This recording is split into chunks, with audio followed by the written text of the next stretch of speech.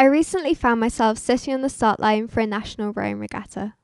For the previous few months, my team and I had trained hard to reach that point, continually pushing ourselves in order to be the best that we could and enable us to qualify. I don't think I've ever been quite so nervous, but I had the knowledge that I was sitting in the same boat as a strong team who are all as dedicated and hardworking. My coach always says that there is no such word as can't, and that anything is possible if you have the right attitude and truly believe that you can do it. Being taught to have this mindset when faced with tough situations has enabled me to push through even the coldest and earliest of training sessions, and what led to my team's eventual success. However, it was only recently that I began to apply this positive mindset and attitude to other things like my schoolwork. Growth mindset is a concept developed by Carol Dweck, and it's the belief that your basic qualities are things that you can cultivate through your efforts, and that intelligence isn't something you're born with, but rather if you put in the hard work, you can develop. After all, shouldn't the brain, like most other parts of the body, require stretching in order to become stronger?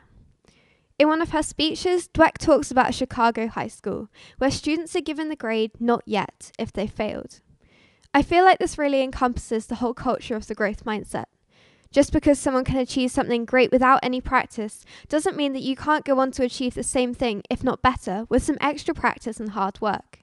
Just like my training with rowing, if you work hard and put in the hours, you have to get stronger, whether that's physically or mentally. If any of you are familiar with Dweck's work, you'll know that there are two mindsets, the growth mindset and the fixed mindset. Both are stark opposite of each other. These two mindsets, when placed in a school environment, represent a desire to learn versus a desire to look smart.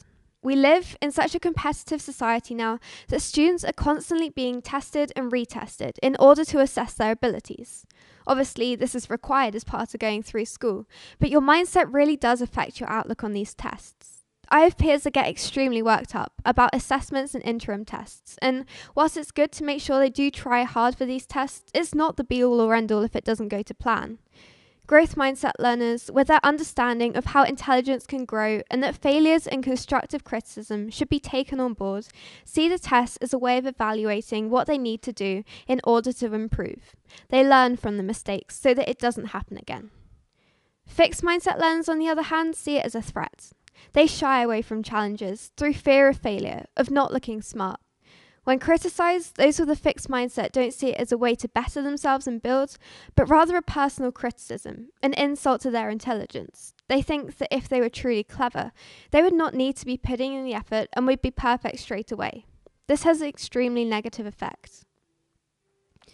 Until recently, I've always had a very fixed mindset. This is partly to play on my early education and the mindset I was put in not on purpose, but because at the time it was seen as a way to encourage and build confidence in learning, before the growth mindset was really discovered. I've always thought of myself as being quite a hard worker, willing to put in the effort in home learning tasks, etc. And the result of this was that I tended to succeed in many of the things I took up, whether it be academia or sports.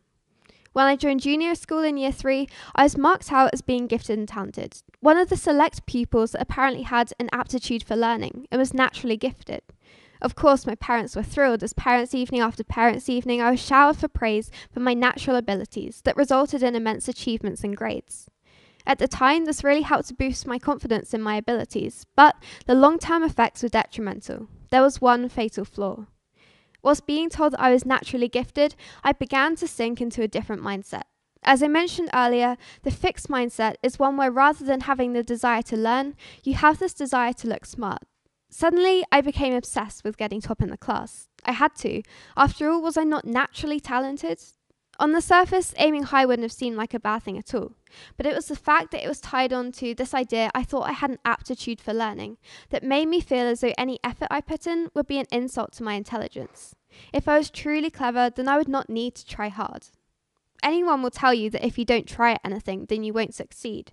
So it wouldn't make sense that you could absolutely excel if you put no effort in. And yet, whenever faced with a failure, I took it as a personal offence rather than seeing it as something to learn from. Throughout the duration of the past few months, I've been trying to change my mindset in order to become a growth mindset learner, as there have been so many studies carried out that show the benefits. The change to becoming a growth mindset learner starts with merely being aware of the two mindsets. For me, this meant reading 2 books by Carol Dweck and Matthew Syed, both of which I'd highly recommend, but an understanding can be gained through many more slightly less time-consuming ways. When faced with a challenge, I try to think about it in a growth mindset way. Instead of I can't do this yet, but maybe after I've practiced a bit more, I'll be able to. If there's one thing you should come away with today, it's that the change to a growth mindset will not happen overnight. Whilst it might be crucial for teachers to induce a growth mindset attitude within the classroom, it takes time to fully change your mindset. Even now, I still worry about challenges and see setbacks as negative things, but I'm slowly beginning to see the benefits of having a growth mindset. Take, for example, a recent biology test. Science isn't my strongest area, and the unit I had just been taught I particularly struggled with. However, unlike how I'd normally tackle these issues, I try to thrive with the challenge, enjoy it. After all, the more strenuous the revision, the more connections I'll be making in my brain, and so the better I'll become. The result was that I achieved one of the higher grades in the class, something I wouldn't have thought possible considering the initial struggle I had with the subject. This is just one of the numerous examples that show that the growth mindset works. There have been studies done in schools globally, demonstrating the immense effects the growth mindset can have on students. It motivates them, as they understand that effort is not fruitless. I feel like in some of my classes, my peers have created this stigma where it's not cool to revise, as if you were to then do well, it wouldn't be as impressive as having not revised and still got that top grade. They say it is better to not revise for a test and then do well to prove their intelligence, rather than working hard and then succeeding even more. Whilst it will be very hard to break down this boundary, I believe that by introducing the growth mindset into classrooms, it will enable students to understand that there's no shame in revising hard for a test and then going on to do well.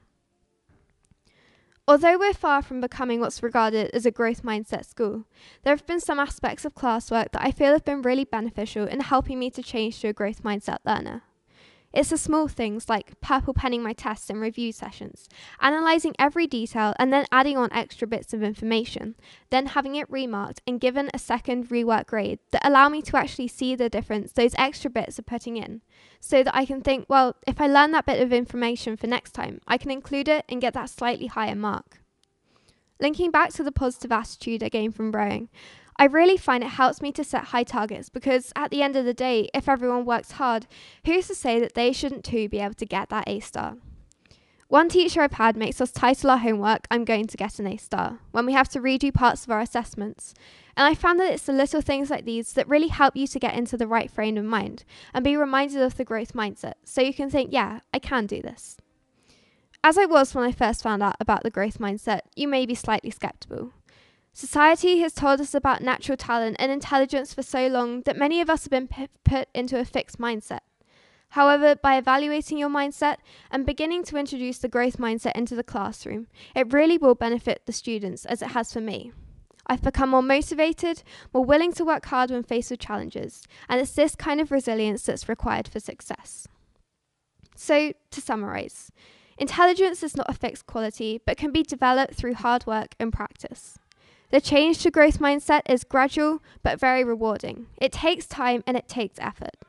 And introducing the growth mindset within the classroom motivates students to succeed and put in the extra work.